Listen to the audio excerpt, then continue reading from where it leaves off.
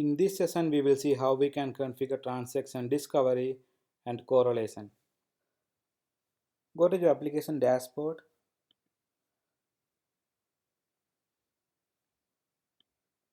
So we see this the flow map. ESP connecting to DSS, DSS connecting to database, gateway to key manager to API manager database, and then gateway connecting to two best service backends, but we don't see the connection between gateway and ESP. So we are going to configure dynamics to uh, discover the transaction that is flowing through gateway and ESP. To do that, go to tiers and nodes, click on your ESP node, actions, configure app server agent,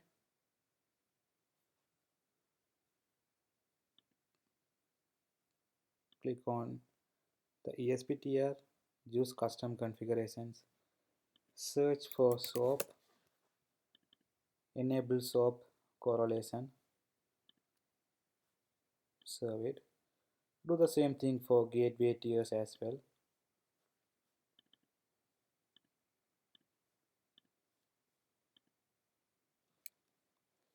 For DSS and key manager, we don't need to do this because they are servlet based transport. So now we have configured SOAP based transaction correlation in AppDynamics, and the SOAP based transaction correlation is specifically implemented to discover the transaction within Apache Synapse. So it will work for WSO2, ESP and gateway as well. Right? We also need to do one more thing. So go to configuration, instrumentation, transaction detection. We are going to add a POJO entry point, right? So POJO entry point means we can tell AppDynamics this is the class and this is the method that will be executed as the entry point in WSO2.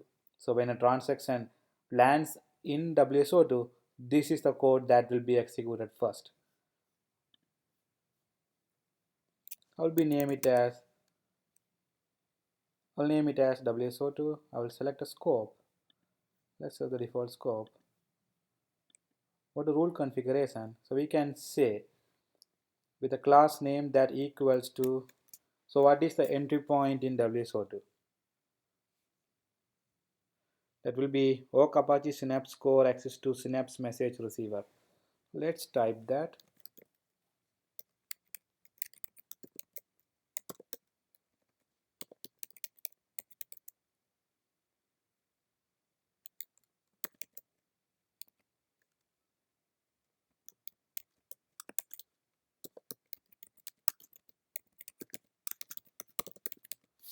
And the method that will be executed first is receive method.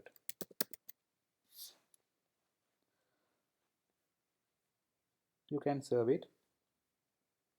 Now this custom POJO entry point will be listening to the transaction that is going through WSO2, ESP and gateway.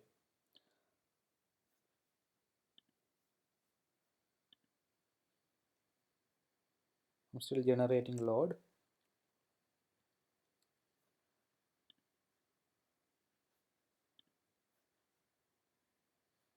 Now you can see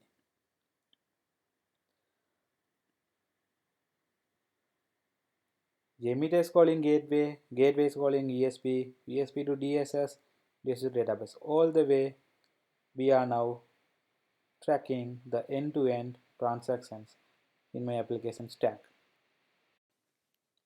Let's have a look at the business transactions that are discovered by AppDynamics. If you click on business transactions, you can see two types of transactions now. One is identified in ESP, that is of type web service. The other one is identified in gateway, that is of type web service. Now this is discovered well before I have enabled custom POJO entry point. You can see I have put a filter now to filter from 1 to 2 p.m. and I have enabled the custom POJO entry point around 3 p.m. So before that, we already know that AppDynamics were not able to correlate the transaction across ESPN gateway, and that is why you see two transactions here. From AppDynamics point of view, there should be only one transaction uh, flowing through all the tiers, right? So let's see how the business transactions are identified now. Let's change the filter to last 5 minutes. Now you will see there are only one type of transactions flowing through all the tiers, and that is identified using our custom POJO uh, entry point. And the tier will be shown as gateway, but it actually includes all the transactions going through gateway to ESB to DSS to database. If you double click on these transactions, you will see the transaction flow map.